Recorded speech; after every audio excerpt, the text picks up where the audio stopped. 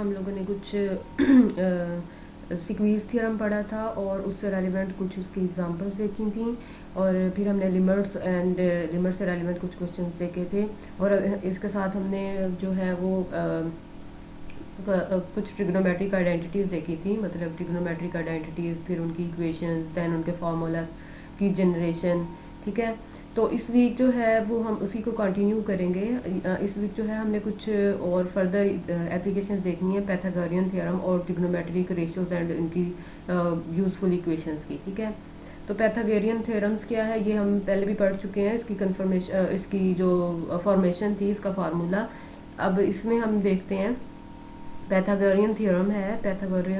Pythagorean theorem gives a relationship between the length of the side of a straight angle triangle। मैंने ये last time भी आपको बताया था कि स्ट्रेट एंगल ट्राइंगल जो है वो इस फॉर्म में होती है जिसमें एक एंगल जो है वो 90 डिग्रीज का होता है।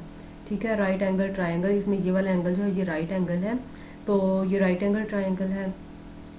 अब Pythagorean theorem state that in any right angle triangle the area of the square on the hypotenuse is equal to the sum of the area of squares on the other two sides। ठीक है, मतलब कि इसकी जो hypotenuse है ना, इसका जो हाइपोटेन्यूज वो है a, बेस है c और परपेंडिकुलर है b।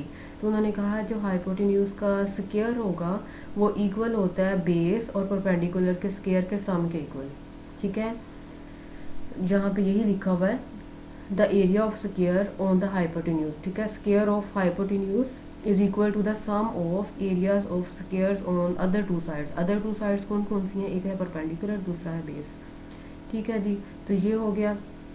उसके बाद उन्होंने कहा है the longest side of a right angle triangle is called a hypotenuse. जैसे ये ट्राइंगल है ना, राइट एंगल ट्राइंगल, तो इस ट्राइंगल में हमारे पास तीन साइड्स हैं, एक है सी जिसे हम बेस कह रहे हैं, बी है परपेंडिकुलर, एंड ये जो है वो हाइपोटेन्यूज। उन्होंने कहा जो सबसे लेंथी साइड होती है, जिसकी लेंथ सबसे ज़्यादा होती है ट्राइंगल में, वो हाइपोटेन्यूज होता है और वो है ए। ठीक है, तो यहाँ पे ये तो हमारे सामने बहुत क्लियर एग्जांपल थी ना, मतलब एक ट्राइंगल जो है वो है ही हमारे पास राइट एंगल ट्राइंगल। तो राइट एंगल ट्राइंगल में तो जज करना बड़ा आसान होता है कि कौन सी साइड जो वो लेंथी है, तो उसको हम आराम से कह देते हैं कि ये हाइपोटेन्यूज है। लेकिन अगर कोई ट्राइंगल इस फॉर्म में हो कि हमें उसकी तीनों साइड में से आइडिया ना हो रहा हो कि कौन सी साइड जो है वो इसकी हाइपोटेन्यूज होगी, तो हम ये वाला फार्मूला यूज़ करेंगे पैथागोरियन थ्योरम का। ठीक है, तो जो साइड जो सबसे लेंथी आ रही होगी हम उसको इस साइड पे रखेंगे और उसको कहेंगे कि वो हाइपोटेन्यूज है। अब इस थ्योरम का प्रूफ है, उन्होंने कहा है draw a square of side A B and C. ये वाली उन्होंने एक स्क्वायर बनाया है इस तरह से P Q are and S. ठीक है, अब यहाँ पे इस साइड को ए का नाम दिया है, ये वाली स्क्वायर की आपको पता चारों साइड इक्वल होती हैं, तो इसको ए कहा है, ये भी ए के इक्वल है, ये भी ए के इक्वल, और ये चारों साइड जो है उसकी ए के इक्वल है। ठीक हो गया। अब यहाँ पे एंगल जो है एक्स वाई है, जो एंगल यहाँ पे होगा वही यहाँ पे होगा, चारों साइड पे एंगल जो है वो इक्वल होंगे। ठीक हो गया। फिर उन्होंने कहा जितनी साइड ये सी होगी उतनी ही साइड ये वाली बी होगी। तो इन सारी वैल्यूज को हम यूज़ करेंगे। सबसे पहले उन्होंने कहा है join up the point P Q R S and S and P. ठीक है, तो ये हमने पॉइंट यहाँ पे ज्वाइन किए, तो इस तरह से किया to give a quadrangle P Q R S. अब ये पी क्यू आर एस जो है ये क्वाड्रिलेटरल बन गई है, मतलब इसमें चारों साइड्स इक्वल है और इसकी चार साइड्स हैं, क्वाड्रिलेटरल है। ठीक है, in fact P Q R S is a square as each side is equal to a at the point P x plus angle S P Q plus y is equal to 180। अब यहाँ पे उन्होंने कहा है point P के ऊपर देखें, उन्होंने कहा है कि एक्स प्लस वाई और ये वाला जो दरमियान वाला एंगल है ना, ये तीनों मिलके 180 डिग्री बना रहे हैं। ठीक है, ये पूरा 180 डिग्री है। मैंने आपको लास्ट लेक्चर में बताया था, पूरे एंगल्स की जो है वो समझाई थी कि इस तरह से जो एंगल है वो 180 होता है, 360 क्या होता है, पूरा इस तरह से गोल सर्कल जो 360 होता है, 90 इस तरह से परपेंडिकुलर के फॉर्म में 90 डिग्री एंगल होता है। ठीक हो गया, तो ये 80 डिग्री 180 डिग्री बन रहा है। इसी तरह से दूसरे ये सारे ये जो सी एंड बी पे ये भी 180 है, ये भी 180 है, ये वाला भी। ठीक है, ये 180 तब बनेगा जब ये दरमियान वाला पोर्शन भी इसमें ऐड करेंगे। But we know that x plus y is equal to 90, x और वाई जो है वो 90 के इक्वल है, तो इसका मतलब ये दरमियान वाला भी 90 के इक्वल होगा, क्योंकि ये तीनों मिलके x y और ये दरमियान वाला पोर्शन मिलके जो है वो हमारे पास बना रहे हैं ना, x प्लस वाई और ये दरमियान वाला एंगल मिलके 180 डिग्री बना रहे हैं। तो अकेला x और y का जो सम है वो 90 के इक्वल है, तो इसका मतलब है बाकी 90 डिग्री जो ये वाला एंगल है, so this angle is equal to 90 degree.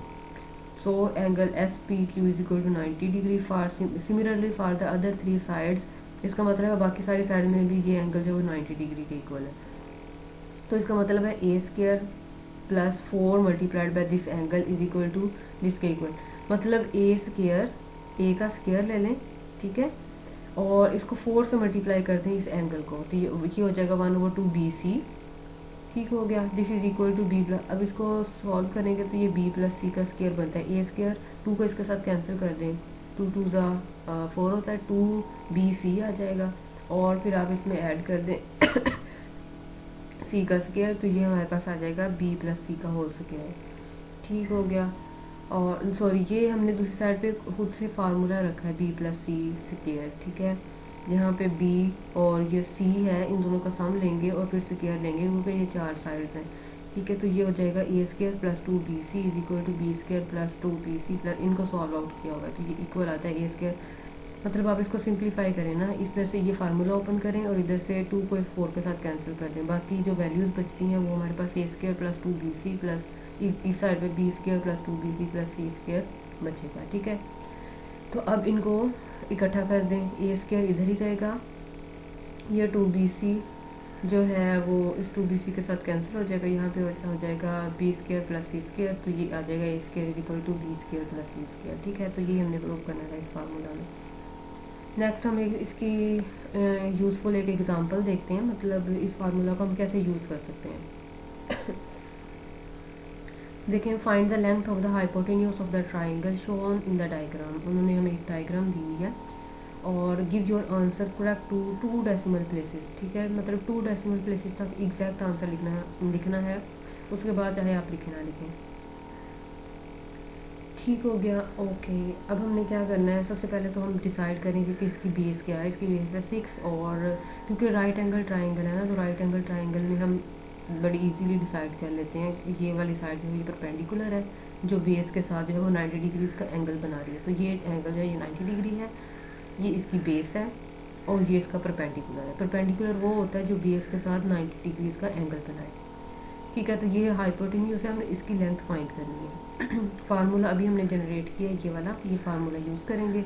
अब इसमें ए जो है वो ये है हाइपोटेन्यूज, सी जो है वो इसकी बेस है, और बी जो है इसका परपेंडिकुलर है, ठीक है।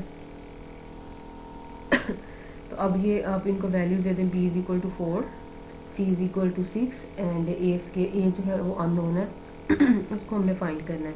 तो ये आ जाएगा A square is equal to B square plus C square.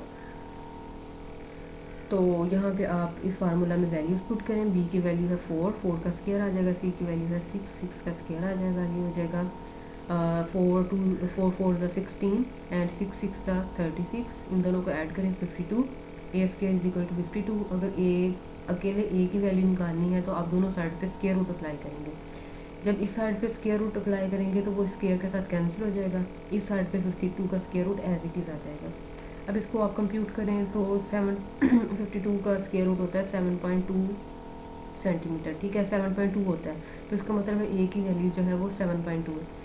देखिए हमने ऊपर नोट पढ़ा था कि जो हाइपोटेन्यूज होता है उसकी लेंथ जो है वो बाकी दोनों साइड्स की लेंथ से ज़्यादा होती है, मतलब वो उसकी लेंथ जो है वो बाकी दोनों साइड से ज़्यादा लेंथी होती है, ज़्यादा होती है, तो उसकी मेजरमेंट देखिए यहाँ पे ज़्यादा है, 7.2 है, ए जो है वो 7.2 के इक्वल है, बेस 6 के इक्वल है, परपेंडिकुलर 4 के इक्वल है। तो this means that the smallest value जो है वो इस ट्राइंगल में 4 है, और जो मिडल वैल्यू है वो 6 है, और जो लार्जेस्ट वैल्यू है वो है 7.2, और वो है इसका हाइपोटेन्यूज, ठीक हो गया।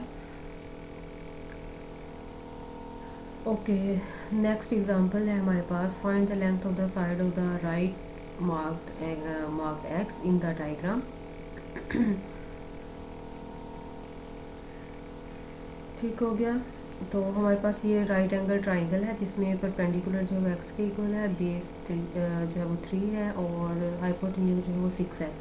अब हमें पता है हाइपोटेन्यूज सबसे लेंथी वैल्यू होती है और वो उन्होंने ऑलरेडी दी हुई है। अब हमने परपेंडिकुलर फाइंड करना है मतलब यहाँ पे हमारे पास जो है वो ए बी गिवन है, ए इज इक्वल टू 6 है और सी जो है वो 3 के इक्वल है, लेकिन बी नहीं गिवन, ठीक है, B is equal to x है, वो गिवन नहीं है, वो अननोन है, वो हमने फाइंड करना है।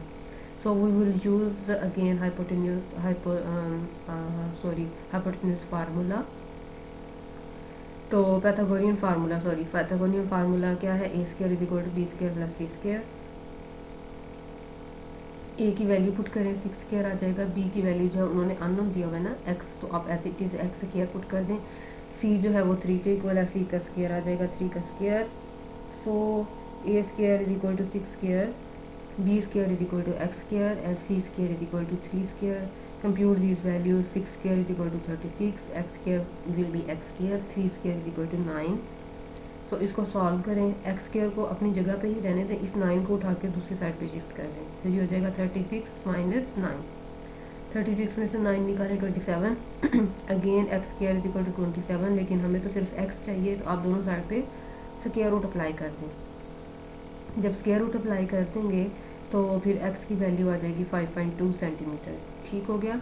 तो अब यहाँ पे एक्स की वैल्यू है 5.2 सेंटीमीटर, ठीक है। ये इस तरह से हमें इनको सॉल्व करना है। नेक्स्ट एक्सरसाइज है इसी तरीके से हमने आपने इनकी वैल्यूज फाइंड करनी। Find the length of the side marked in each triangle. हमें एक ट्राइंगल गिवन है 4 जिसकी परपेंडिकुलर है, 3 उसकी बेस है और f जो है वो उसका हाइपोटेन्यूज है। इसी तरह से एक और ट्राइंगल है जिसमें 5 जो है वो इसका परपेंडिकुलर है, 12 इसकी बेस है एंड f उसका हाइपोटेन्यूज। तो आपने इन दोनों ट्राइंगल के लिए x की वैल्यू फाइंड करनी है हाइपोटेन्यूज की। Then next C and D में देखें, इनमें हमारे पास परपेंडिकुलर की वैल्यू, तो इसमें परपेंडिकुलर की वैल्यू मिसिंग है और इसमें बेस की वैल्यू मिसिंग है। तो आपने ये वाला डी जो है ये मैं आपको एज एन असाइनमेंट दूंगी इसको आपने असाइनमेंट के तौर पे कंप्लीट करना है, ठीक हो गया। इन दोनों एक्सरसाइजेस को भी आपने कंप्लीट करना है। देन उसके बाद ये वाली एग्जांपल्स हैं एक्सरसाइजेस हैं ई और एफ। अब इसमें भी आपने यही फार्मूला यूज़ करना है, एक्स की वैल्यू फाइंड करनी है। 6 और 8 गिवन है, इसमें 10 और 6 गिवन है, आपने एक्स की वैल्यू सेम वही फार्मूला यूज़ होगा इन सारी एक्सरसाइजेज में। नेक्स्ट है find the length of the side marked in each triangle, give your answer correct to 2 decimal places. Again उस फार्मूला से ये भी सॉल्व होंगी, ठीक है, लेकिन इनमें आपने आंसर जो है वो 2 डेसिमल प्लेसेस तक निकालना है। ओके, ये सारी भी इसी तरह से एग्जांपल सॉल्व होंगी। नेक्स्ट ये वाली एग्जांपल देखें, इन एग्जांपल्स को आपने सॉल्व करना है। A guy rope is attached to the top of a tent pole at the height of 1.5 meter above the ground and to a tent peg 2 meters from the base of the pole. How long is the guy rope? ठीक है, मतलब उन्होंने कहा है कि रोप जो है वो अटैच की गई है टॉप ऑफ अ टेंट पोल, ठीक है, टॉप ऑफ अ टेंट पोल के साथ ये यहाँ से लेके यहाँ तक उसको रोप को हमने अटैच किया and to a tent peg 2 metres from the base of the peg. अब ये जो है वो बेस से 2 मीटर अवे है ये वाला जो है टेंट का पैक, ठीक है। How long is the gyro, और ये लेंथ जो है ये भी उन्होंने दी हुई 1.5 है। तो यूजिंग दिस फार्मूला आपने 2 इसकी बेस गिवन है, इसका परपेंडिकुलर गिवन है, आपने इसकी हाइपोटेन्यूज फाइंड करनी है, ये वाली वैल्यू, ठीक है। इजी एग्जांपल है, ये भी आराम से हो सकती है, इसको आपने कंप्लीट कर लेना है इस एक्सरसाइज को। देन इसी तरह से the roof on a house that is 6 meter wide peak at a height of 3 meters above the top of the wall, ठीक है। यहाँ पे उन्होंने कहा है कि हमारे पास जो छत है वो उसकी बेस से बेस जो है वो 6 मीटर वाइड है, ठीक है, और जो उसकी छत है वो उसकी बेस से 3 मीटर जो है वो उसकी लेंथ है, 3 metre above the top of the walls. Above the top of the walls जो है मतलब वॉल्स के ऊपर जो है वो 3 मीटर है, दरमियान में इतना गैप है, ठीक है। तो हमने फाइंड करना, find the length of the sloping side of the roof. Sloping side of the roof का जो है हमने लेंथ फाइंड करनी है, मतलब ये वाली साइड जो है ये स्लोप बन रही है ना इस तरह से, तो इसकी आपने लेंथ फाइंड करनी है। देखिए ये एक ट्राइंगल बन रही है ना, यहाँ से लेके यहाँ तक 6 मीटर है, ठीक है। तो अब इसका अगर हाफ करेंगे तो यहाँ पे ये 3 मीटर बनेगा। ये एक ट्राइंगल बन रही है इस तरह से इधर और इसी तरह से इधर एक 2 ट्राइंगल है। तो आप इसमें से किसी भी एक ट्राइंगल को उठाएं और इसका हाइपोटेन्यूज फाइंड करें, ठीक है। परपेंडिकुलर गिवन है 3, बेस जो है वो भी 3 होगी क्योंकि ये 6 जो है वो टोटल है, तो आप इसको 2 पार्ट्स में डिवाइड करेंगे तो ये 3 3 आ जाएगा, यहाँ पे 3 होगा, इसका हाइपोटेन्यूज फाइंड करेंगे। ठीक हो गया। तो ये यहाँ तक लेक्चर है, इसको आपने कंप्लीट करना है, बाकी इंशाल्लाह हम नेक्स्ट वीक देखेंगे। अल्लाह हाफिज़।